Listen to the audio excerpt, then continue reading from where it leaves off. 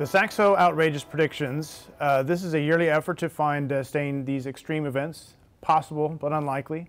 They're not our forecasts. It's the reason, it's the most difficult thing to do every year is to tell people these are not our forecasts.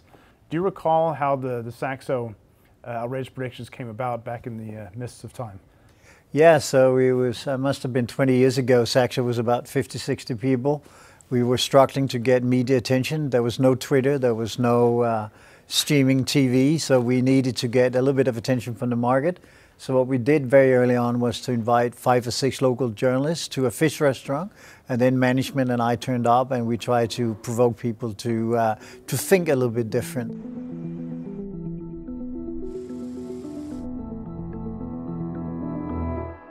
All right, so that brings us to the 2023 Outrageous Predictions, which is what we call the war economy. Now the war economy, it sounds pretty serious. It is pretty serious. But when we say war economy, we're not just talking about the military side of things, although, Peter, we do have an outrageous prediction this year that is centered on the military investment and outcomes that are quite interesting, not war per se, but investment and what that means for inflation potentially.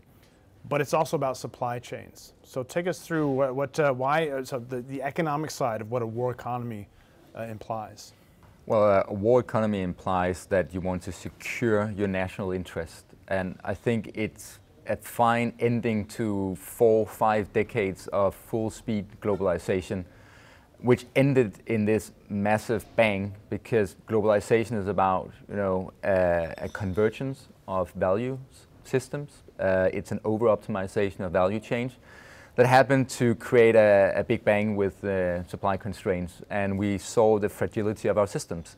So now we have the war economy because this convergence of values didn't happen, so now we're diverging again.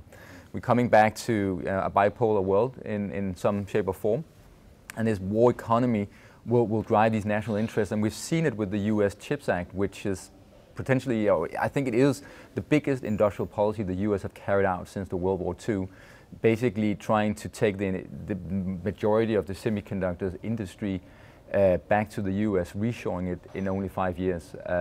The amounts are staggering, and you see it in Europe with the defense spending estimated to double in size and percentage of GDP. We can't underscore how big this is. All right, so Saxo Outrageous Predictions 2023, the war economy.